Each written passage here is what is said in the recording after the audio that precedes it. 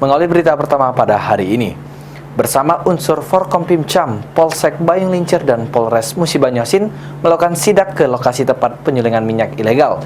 Dari sidak tersebut dipastikan sudah tidak ada lagi aktivitas ilegal drilling maupun refinery di Bayung Lincir.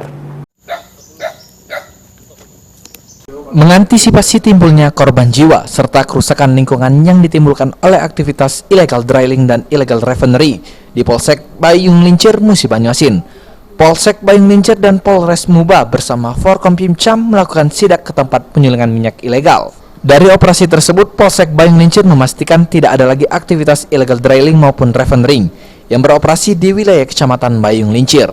Setidaknya 3 wilayah dilakukan pengecekan Forkompimcam Bayung Lincir, yaitu Simpang Patin Desa Sukajaya, Berdikari Sukajaya, serta Desa Bayut Ilir. Kanit Reskrim Polsek Bayung Lincir Ibtu Eko Purnomo yang memimpin sidak mengatakan bahwa pihaknya memastikan secara langsung tempat eks penyulingan minyak tradisional tersebut tidak ada lagi yang beroperasi.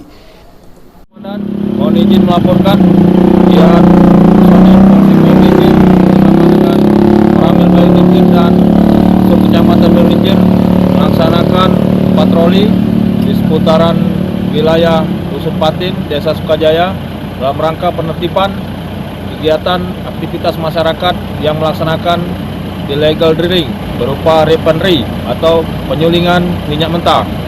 Untuk saat ini dilaporkan bahwa aktivitas masyarakat yang melaksanakan penyulingan minyak sudah tidak ada lagi.